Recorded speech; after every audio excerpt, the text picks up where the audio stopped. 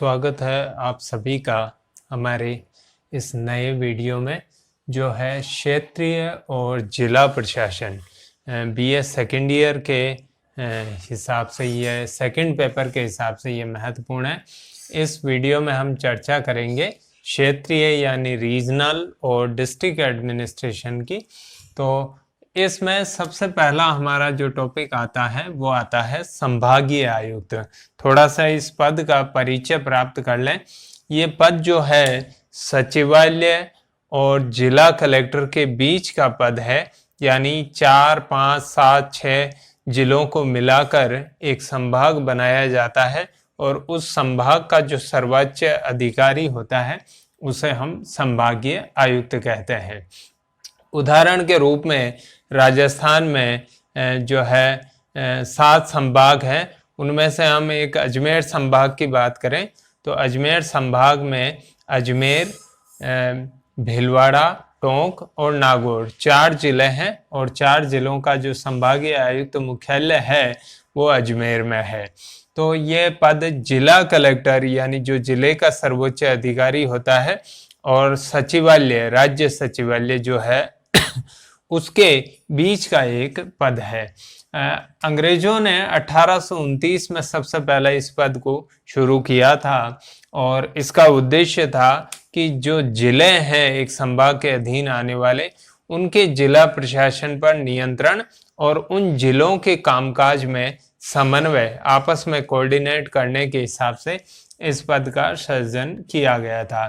राजस्थान में ये पद स्वतंत्रता प्राप्ति के बाद सर्जित किया गया, लेकिन 1982 में इस पद को समाप्त कर दिया गया और पुनः 1987 में इस पद को शुरू कर दिया गया है।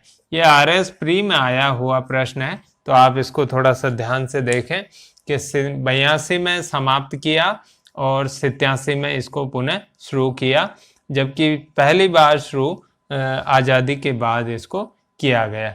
मैंने पहले ही बताया सचिवालय और जिला कलेक्टर के बीच का पद है। इस पद को लेके एक विवाद है। विवाद यह है कि इस पद को जो कार्य या शक्तियां आवंटित की गई हैं वो मुख्य रूप से रेवेन्यू बोर्ड की और जिला कलेक्टर की शक्तियों का दोहराव माना जाता है। यानी कुछ शक्तियां जो जिला कलेक्टर को भी अलॉटेड है, वही शक्तियां इसको भी दे दी गई है उन्हीं मदों के ऊपर, और कुछ मदों के ऊपर जो शक्तियां रेवेन्यू बोर्ड को अलॉटेड है वो भी इसे दे दी गई है। तो इसलिए इसमें थोड़ा सा विवाद रहता है। यही कारण है कि कई बार इस पद को विभिन्न राज्यों में समाप्त किया गया, फिर वापस इसको बनाया गया। तो ये पद सार रूप में हम ये कहेंगे ये पद होना तो चाहिए, लेकिन ये शक्तियों का जो संघर्ष है इसका समाधान किया जाना चाहिए। अब बात करते हैं कि संभागीय आयुक्त कार्य या भूमिका क्या निभाता है।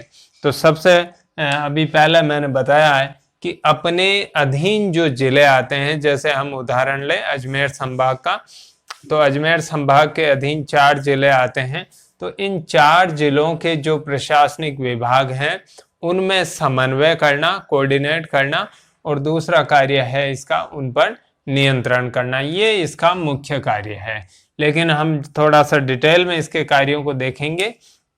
तो पहला है कि जिला कलेक्टर जो रेवेन्यू संबंधित राजस्व, भू राजस्व संबंधी मामलों में जो सुनवाई करता है, उससे संबंधित यदि वो फैसला दे देता है तो उस फैसले के खिलाफ अपील जो है वो संभागीय आयुक्त के पास की जा सकती है।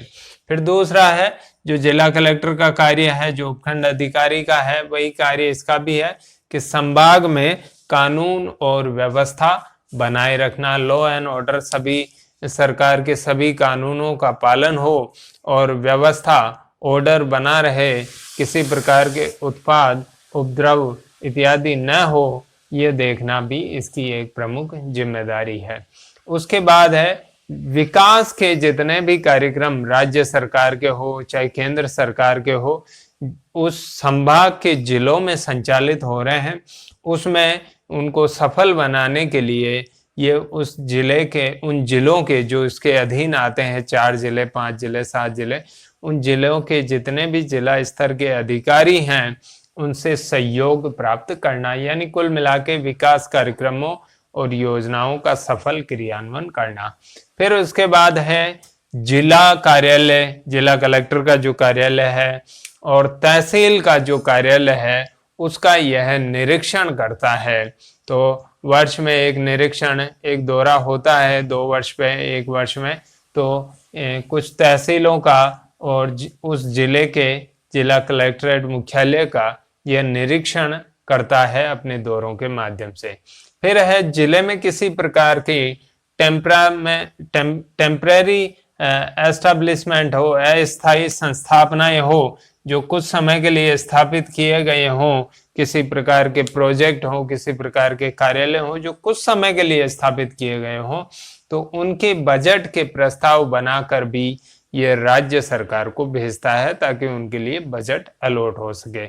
और लास्ट एंड फाइनल है कि कुछ ऐसे कानून हैं जिनके अंतर्गत ये या तो जिला कलेक्टर द्वारा दिए गए फैसलों के खिलाफ अपील सुनता है या फिर पहली बार में ही वहीं पर उन कानूनों की सुनवाई होती है। तो कुछ कानूनों के अंतर्गत मुकदमा जो पहली बार दर्ज होता है या तो वहीं पे सुना जाएगा या फिर जिला कलेक्टर ने फैसला दिया है तो उसके खिलाफ अपील सुनी जाएगी। वो कौन कौन से कानून हैं उनकी नाम आप संक्षेप में याद रखें।